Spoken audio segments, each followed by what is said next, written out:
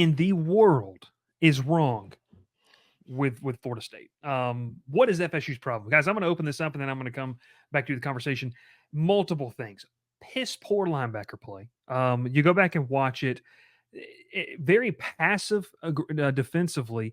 And the part that gets me defensively, when you go back and look at it, it was literally like watching, and I will say this, and I do mean this wholeheartedly, because as you guys know, if I didn't watch the Tech game live last year, I went back and watched the games for the Sunday night shows that I do.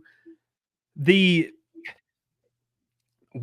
watching Florida State's defense on Saturday was like watching Georgia Tech's defense last year. Not super gap sound, not really aggressive, very timid in filling gaps. Defensive linemen, if they've got if their gap assignment is to control that B gap, they're getting washed all the way down. And give credit to Georgia Tech's defense or offensive line of being able to create some of these things. But a lot of times, Florida State was just completely out of position and it looked really bad defensively. And then you tack that on with this idea that I cannot get over. And obviously, we're talking Florida State. We're going to talk Georgia Tech here in just a second. This idea that Florida State, we mentioned this and we said this throughout the entire live stream of watching the game and then post game. How in the world do you not set DJU up to play? I maintained watching that game back. DJU did not lose you this game. This is a game where your defense failed you. They could not set the edge and stop the run against Georgia Tech. Credit Georgia Tech. And then I just think the play calling, like I just cannot believe that. Yes, you might have had the idea that you could run all over Georgia Tech, but 30 minutes into the ball game, 45 minutes into the ball game, you didn't do anything. We posted a stat off the Crowded Booth, averaged 1.54, 1.5 yards per carry after the first two drives. And then I was listening to Josh Pate's show, and he mentioned the stat of over the last 21 minutes, Florida State had the ball one time. Guys, this offense for Florida State is I don't think it's that bad on paper. Like, I think they're going to be able to do some things. But here's the thing, too. DJU is about probably what people thought they were. He's not awful. He's not, like we said, a guy that we could trust to go win the football game down 10 in the fourth quarter. Their supporting cast has to be better, but the play calling and the game plan and the stubbornness of staying with it, that was the most confounding thing to me. So I'll start with you, Will. Did you pick up on any of those things after you kind of thought on it, or what kind of your thoughts on maybe what is the issue here with Florida State? Well, at least for this game, it's, I think, mentality over anything else. We said it during the game. It looked like that they thought that they could just show up and run all over Georgia Tech, and then when that didn't happen, they didn't have an answer. And to me, Yeah. that's mentality. That's taking your opponent lightly, which you can't do. It doesn't matter what league you're in, who you're playing. You can't take them lightly because we said it. There was a lot of comments that said it. The longer you let an underdog stick around, the more belief they have. And you saw as the game went on, Georgia Tech had more and more and more belief. Um, watching that game, I think it shows that coaches don't know how to use DJU. Jonathan Smith was the only one to figure out how to use him effectively at Oregon State. Yeah. Because it looked to me that I know that the conditions were bad and the field was rough and it was hard to throw. Both teams struggled up until really the very end of the game to throw the ball, but they didn't really give DJU a shot to kind of try to throw it downfield. And part of that was because they couldn't run the ball. Part of that was because Georgia Tech, Tyler Santucci, that new defense. I mean, we'll talk more about the job that he's done, but my goodness, pinned their ears back and went after him. And we said leading up to it, that was what they had to do if they wanted a chance to win this game, and they did it. But yeah, like you said, it's like Florida State just stuck with what they prepared with. They didn't have a plan B. Plan A didn't work. They didn't have a plan B. Yeah, and I wanted to add to that point of what you said, not having a plan B. It's like they didn't try anything else. I mean, Mm-hmm. and you mentioned, and I see a couple of the comments, here, and let's get this out of the way. We're going to talk Georgia Tech here in the next segment. Hats off to Georgia Tech; they played a fantastic ball game. My problem with this is that okay, it's not working. You don't do anything else. Like you just didn't try anything else. And to your point, Will, with what you're talking about, you're running the ball. So now you get first and 10, you get second and 7. Then you get like third and 6. You're forcing him into obvious passing downs. So it's like, okay, one, you're either acting scared like you can't use him, which was not the rumors coming out of fall camp. And that it was more that they trusted him to make the plays. And until they got into that kind of 2-minute offense there in the fourth quarter to go and tie the football game, he was never in a rhythm because I don't think you let him. Now, I see a couple comments here of, hey, he missed some throws. Yes, very true. let me jump to this one because Gavin was reading my mind. It looked like Gus Malzahn was calling Florida State's plays. Read my mind because I saw him do it with Auburn a lot. When plan A didn't work, there was no plan B. Yeah, it's here. I'm going down with the ship, and like like I said, we're not saying that Florida State's terrible and this isn't a good win for Georgia Tech. No, it really, really is. It's just more of like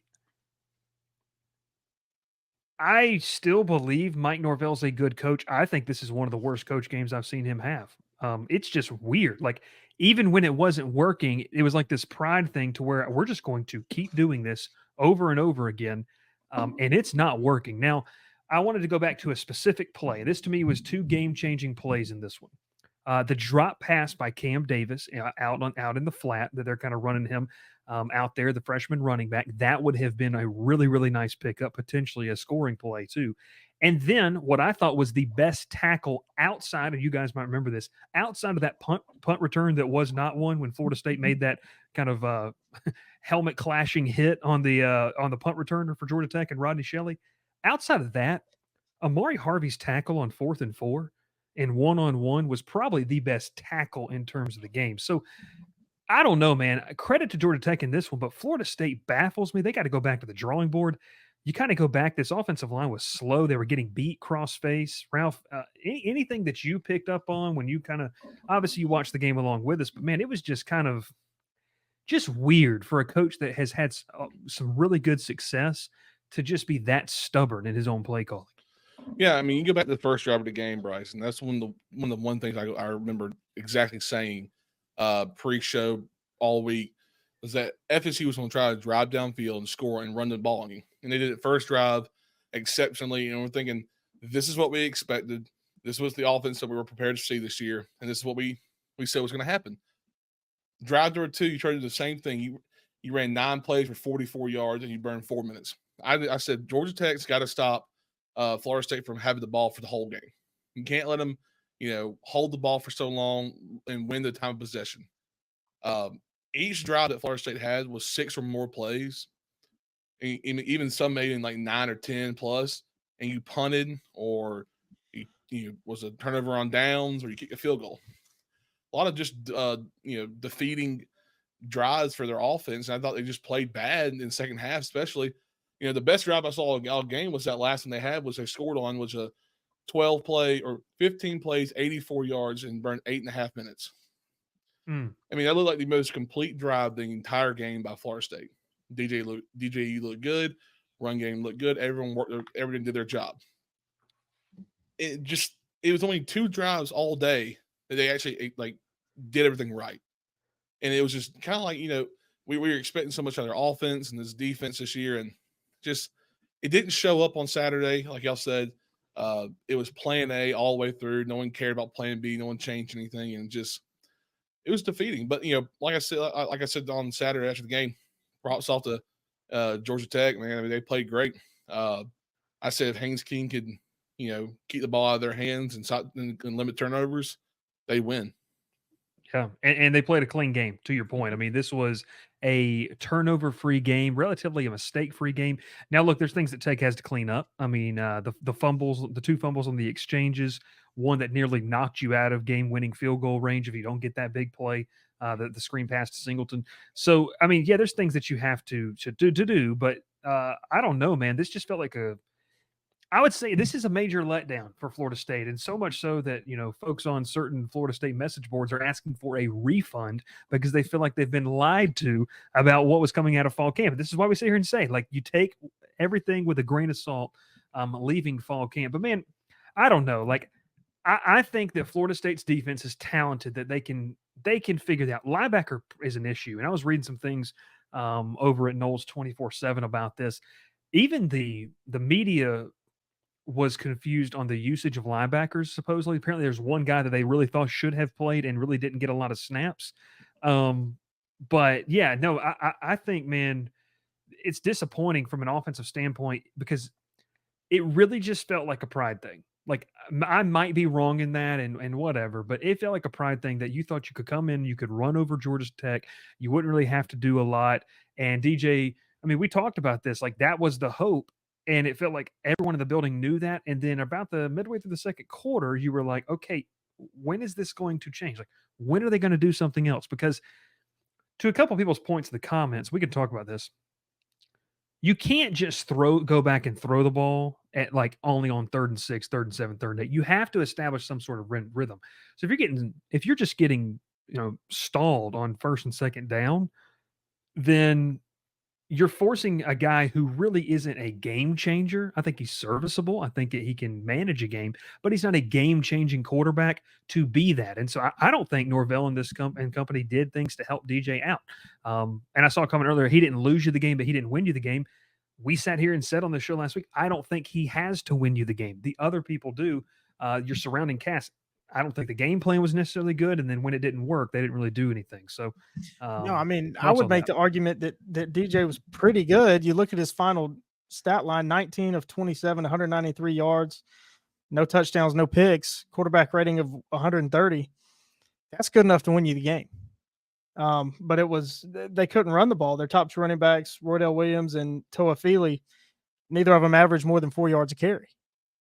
And Toa Philly's numbers are going to be skewed just because of that long 20-plus yard touchdown run Yep. he had on the first drive, I Yep. believe. And one thing I was watching in the film review, and actually, one of the guys I went to school with at Barry, he works for Knowles 24/7 and does a lot of film review stuff. And so he was sending me some of the cut ups. He said, go back and watch how many times that Toa Philly and Roydell Williams go down on first contact. There wasn't a lot of yards after contact, which was another thing where, look, Georgia Tech's defense was bad in tackling last year. They seem to be better this season. I just don't know.